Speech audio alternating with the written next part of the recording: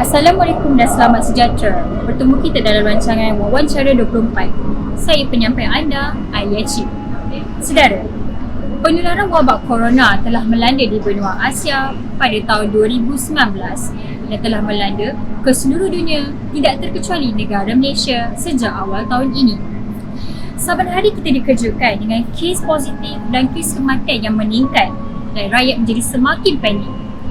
Isu pandemik COVID-19 ini telah bermula dengan penularan epidemik yang tersebar secara meluas sehingga tidak mampu lagi dikawal dan boleh mengakibatkan kematian secara singkat. Oleh itu, Pertubuhan Kesihatan Dunia iaitu WHO telah mengisytiharkan coronavirus sebagai darurat kesihatan dunia. Perdana Menteri Malaysia kita iaitu Tan Sri Muhyiddin bin Yassin telah mengumumkan pelaksanaan Perintah Kawalan Pergerakan iaitu PKP bermula pada 18 Mac secara berperingkat. Manakala Perintah Kawalan Pergerakan Bersyarat iaitu PKPB telah dilancarkan pada 4 Mei yang dijangka dilanjutkan sehingga 9 Jun. PKP dan PKPB yang dilancarkan oleh kerajaan adalah dengan cara untuk menangani penularan yang berlaku kini dan sekaligus dapat memutuskan rantai virus COVID-19. Laporan seterusnya disampaikan oleh rakan penyampai saya iaitu Hidayah Roslan. Petugas Barisan Hadapan atau frontliner adalah di antara golongan yang berusaha bertungkus lumus mengekang penularan wabak COVID-19 ini. Mereka juga telah mengorbankan banyak masa dan tenaga demi kesejahteraan semua rakyat Malaysia. Selain daripada berjauhan dengan keluarga, mereka juga adalah di antara golongan yang paling berisiko tinggi untuk dijangkiti virus ini. Maka jelaslah di sini pelbagai cabaran yang dihadapi oleh mereka. Saya nampak Nasha tengah pakai baju kerja tu, so baru balik kerja ke macam mana? Nasha baru balik kerja. Dah dekat mana tu Nasha? Nasha habis dekat PPUM. Oh, PPUM. Okey, Cik Ashraf, boleh perkenalkan Cik Ashraf sendiri? Nama diberi Muhammad Ashraf bin Saf. Saya sekarang bertugas di Jabatan Penyiaran Malaysia APM di Angkasa Bumi sebagai wartawan penyiaran. Assalamualaikum.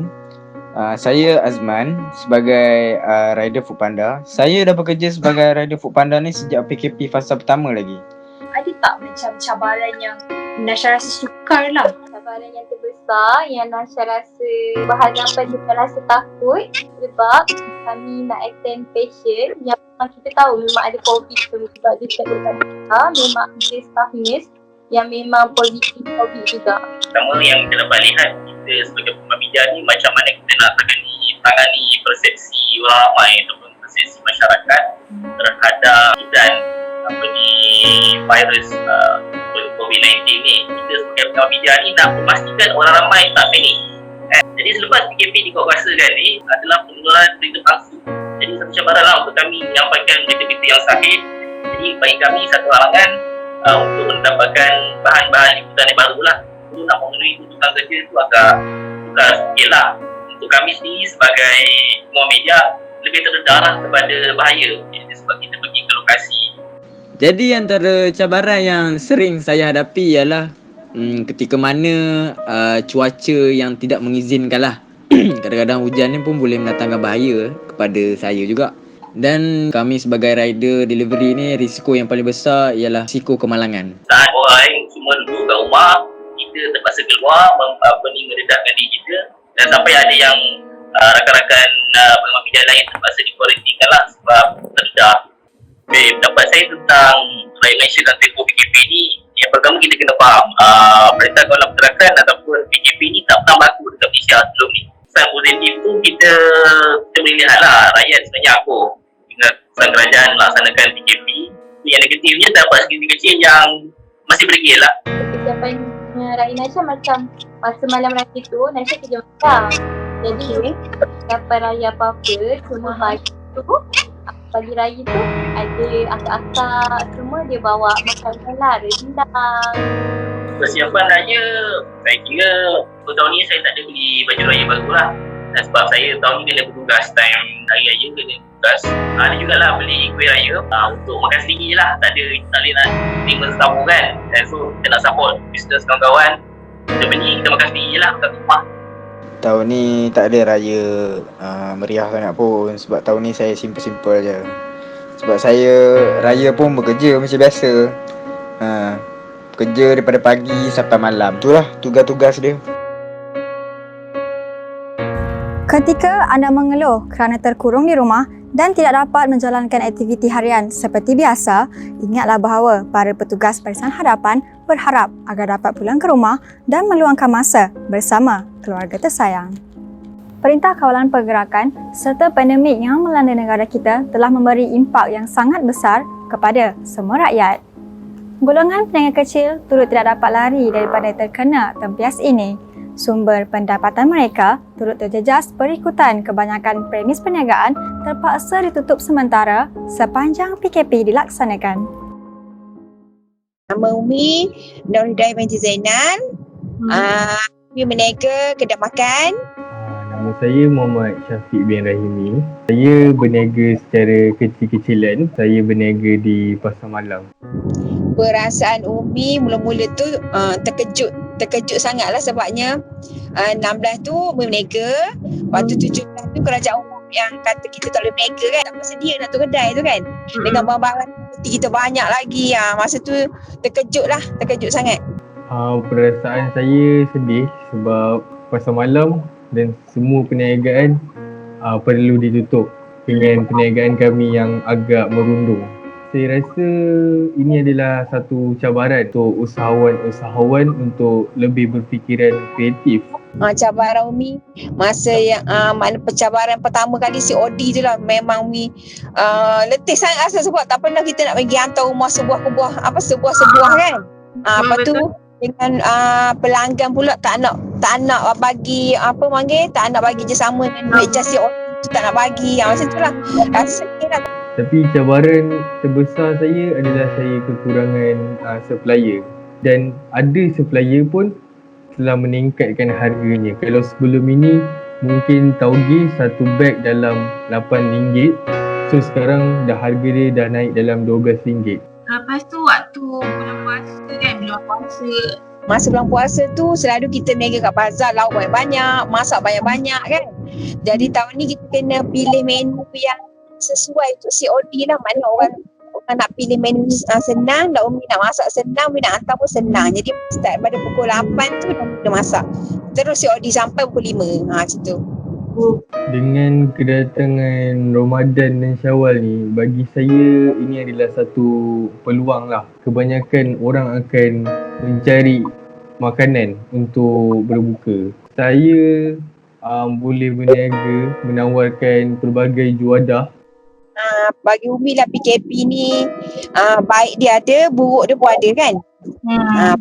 Kita dapat rumah bersama keluarga, lepas tu kita mengamalkan kebersihan, maknanya kita dengan sekarang ni. Lepas tu kita dapat ada rumah, kita dapat fikir apa kita nak buat untuk perniagaan kita. Sebab kita duduk rumah lama, masa pun banyak, dia dapat fikir dah nak buat apa.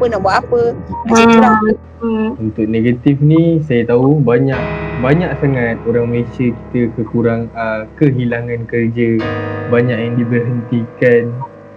Saya minta supaya rakyat Malaysia terus bersabar dan duduk di rumah supaya kita dapat melawan COVID-19. Saya rasa ini adalah satu cabaran dan dugaan lah untuk semua rakyat Malaysia. Masa PKP tu pekerja Umi macam mana? Umi memang rehat lah. 3 bulan tu memang tak ada kerja. Sebab Umi pun bantu setakat mampu je lah.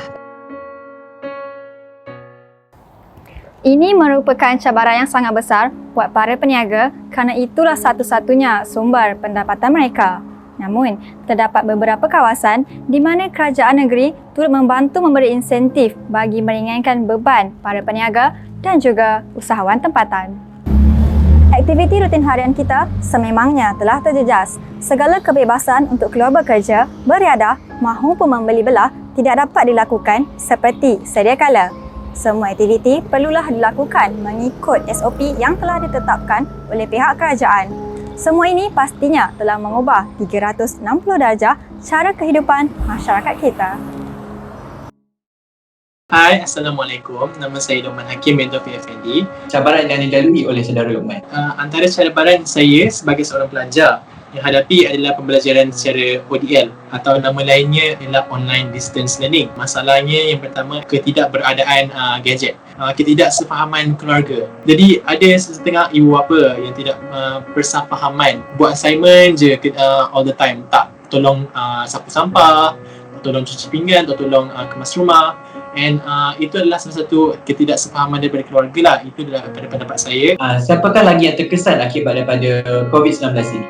Okey, bagi pendapat saya, yang pertama ialah penjawat awam. Ramai sahabat ibu bapa saya yang terpaksa diberhentikan kerja. Peniaga boleh membuka kedai tapi mengikuti SOP yang ditetapkan. Apakah rutin baru yang diamalkan oleh Luqman? Okey, dari segi rutin saya, saya kini bersenam di dalam rumah lah, indoor exercise.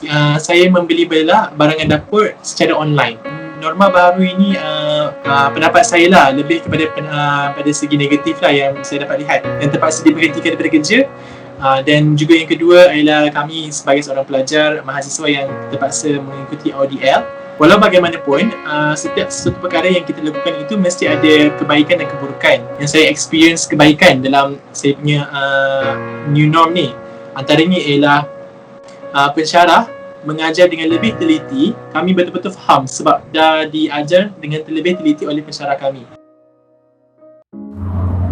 Usaha mencegah penularan wabak COVID-19 ini sememangnya telah mencipta norma baru dalam kehidupan masyarakat kita sekarang.